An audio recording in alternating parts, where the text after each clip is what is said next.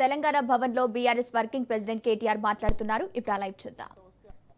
ఒకరోజు 6 లక్షల కోట్లు అంటాడు, ఇంకో రోజు 7 లక్షల కోట్లు అంటాడు, ఇంకో రోజు 8 లక్షల కోట్లు అంటాడు.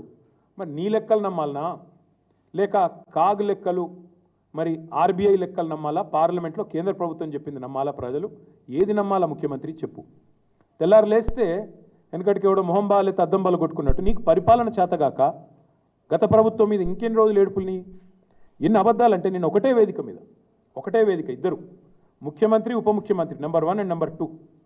నెంబర్ 1 అంటాడు 30 నెలల్లో 1,75,000 కోట్లు ఖర్చు పెట్టిన రైతులకని నెంబర్ 1 సీఎం అంటాడు. అదే వేదిక మీద మరో ఒక 5-6 నిమిషాల తేడాలో ఉప ముఖ్యమంత్రి గారేమో 1,56,000 కోట్లు అంటారు. అంటే వాళ్ళకే అబద్ధాల్లో కూడా పొంతం లేదు. 20,000 కోట్ల అంతరం అక్కడిదక్కడే 5 సెకండ్లు 5 నిమిషాల తేడాలో. అంత చండాలమైన పరిపాలన నీది. ఇంకొక మాట, ఇది కాగ్ రిపోర్టు.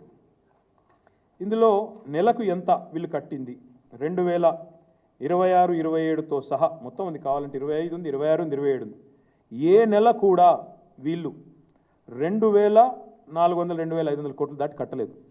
కానీ ఏం చెప్తారు ప్రతిసారి 6,000 కడుతున్నాం, 6,000 కోట్లు కడుతున్నాం, 7,000 కోట్లు కడుతున్నాం. వాళ్ళ ఇష్టం, నోటికి మొక్కాల. ఇది కాగ్ లెక్క.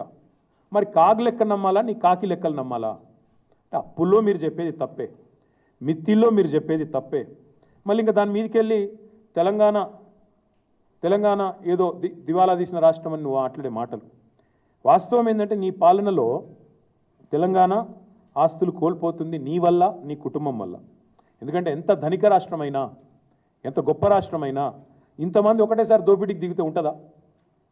7 అన్నదమ్ముళ్ళు, ఆయన పొంగు లూటి, పక్కకెళ్ళి ఇంకా వేరే లూటి, ఒకరు కాదు 10 మంది ఒక దండుపాలెం ముఠాలాగా తగులుకుంటే ఎంత పెద్ద రాష్ట్రమైనా, ఎంత గొప్ప రాష్ట్రమైనా మీ భూదాహానికి 1,00,00,000 ఎకరాలు మీరు ప్రాహిబిటెడ్ లిస్టులో పెట్టి మీరు చేస్తున్న 30% లూటీకి, మిస్టర్ 30%లు, మినిస్టర్ 30%లు, మీ లూటీకి, నీ బెదిరింపులకి చివరికి మీ పరిస్థితి ఎట్లా ఉందంటే మీ సొంత మంత్రుల కుటుంబ సభ్యులు చెప్తున్నారు కదా, పారిశ్రామికవేత్తల తలకు తుపాకులు పెట్టే దిగజారుడు సంస్కృతి ఇవాళ ఈ రాష్ట్రంలో తెచ్చింది ఎవడు? రేవంత్ రెడ్డి కాదా? నీ ఇంటెనకాల నీ తమ్ముడు, నీ ప్రధాన అనుచరుడు తలకు తుపాకీ పెట్టిండని నీ మంత్రి గారి కుమార్తె చెప్తున్నది. That is the state of Telangana, that is the fate of Telangana under Revanth Reddy. మీ కబ్జాలు, మీ రెవెన్యూ మంత్రి కుటుంబ సభ్యులు, నీ అన్నదమ్ముళ్ళు, ఆఖరికి ఎల్ఎన్టీని కూడా ఇష్టపెట్టలేదు కదా మీరు. ఎల్ఎన్టీ సిఎఫ్ఓను జైల్లో పెడతా అని బెదిరిస్తేవి, ఎస్బీఐ వాళ్ళు కోర్టుకు పోతే వాళ్ళను బ్లాక్మెయిల్ చేయబడుతుంది. మరి నీ బేకారు మాటలకు కొత్తగా ఎవడన్నా పరిశ్రమలు పెట్టుడు వస్తాడా? అందుకే నేను అనేది రేవంత్ రెడ్డి గారు, మీరు రాహుల్ బంధు బంద్ చేసి, పొంగులేటి బంధు బంద్ చేసి, బ్రదర్స్ బంధు పథకం బంద్ చేస్తే అన్ని సెట్ అవుతాయి. బ్రదర్స్ బంధు, పొంగులేటి బంధు, రాహుల్ బంధు, రైతు బంధు లేనేలేదు కదా ఈ రాష్ట్రంలో. ఇది వాస్తవం. ఇంకొక మాట కూడా నేను చెప్పేది వారికి, అప్పుల విషయంలో నువ్వు చెప్పేది శుద్ధ తప్పు. అట్లాగే మీరు నెల నెల కడుతున్న మిత్తిల విషయంలో నువ్వు చెప్పేది శుద్ధ తప్పు. సంపద విషయంలో కూడా నువ్వు చెప్పేది శుద్ధ తప్పు.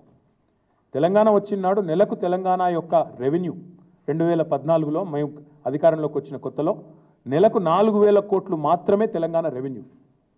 అదే మేము దిగిపోయినాడు నెలకు 18,500 కోట్ల రెవెన్యూ పెంచి, అంటే 4.5 లక్షల కోట్లున్న జిఎస్డిపిని, గ్రాస్ స్టేట్ డొమెస్టిక్ ప్రోడక్ట్ని 15 లక్షల కోట్లకు తీసుకుపోయి, అంటే రాష్ట్ర సంపద పెంచి 4,000 కోట్లు నెలకు వచ్చే పరిస్థితి నుంచి 18,500 కోట్లకు తీసుకొచ్చి నీ చేతిలో పెట్టినాం. మరి ఇంకా కూడా సిగ్గు లేకుండా అప్పుల మీద తప్పే నువ్వు చెప్పేది, తప్పుడు ప్రచారం.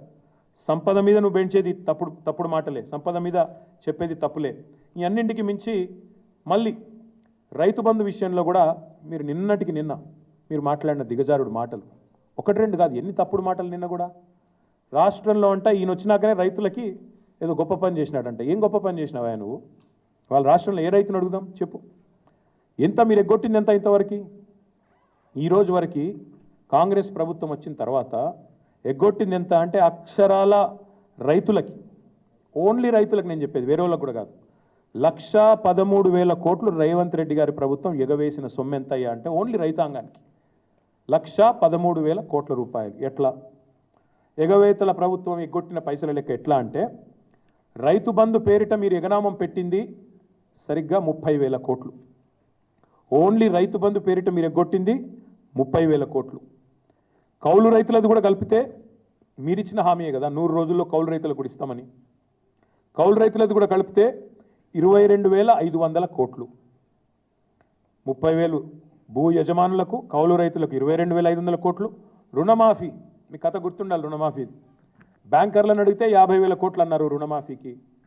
ముఖ్యమంత్రి గారు వెంటనే 4 రోజుల్లోనే మాట మార్చి నాలుక మడతపెట్టి 50,000 కోట్లు కాదు, ఒక సంవత్సరం, కావాలంటే అన్ని వీడియోలు ఉన్నాయి, ప్లే చేయమంటే కూడా చేస్తా, ఒక సంవత్సరం కడుపు కట్టుకుంటే 40,000 కోట్లు ఎడమ చేత్తో కట్టేస్తా అన్నాడు. అంటే ముఖ్యమంత్రి లెక్క 40,000 కోట్లు. క్యాబినెట్కి వచ్చే వరకు 31,000 కోట్లు అయింది రుణమాఫీ. అక్కడికి వెళ్ళి బడ్జెట్కి వచ్చే వరకు 26,000 కోట్లు అయింది. చివరికి వాళ్ళు చెప్తున్న లెక్క నిజమే అనుకుంటే కూడా అల్టిమేట్గా ఆగింది 20,000 కోట్ల కాడికి. వ్యవసాయ మంత్రి గారి లెక్క 20,000 కోట్లు. ఒక్కొక్కరిది ఒక్కో పాట.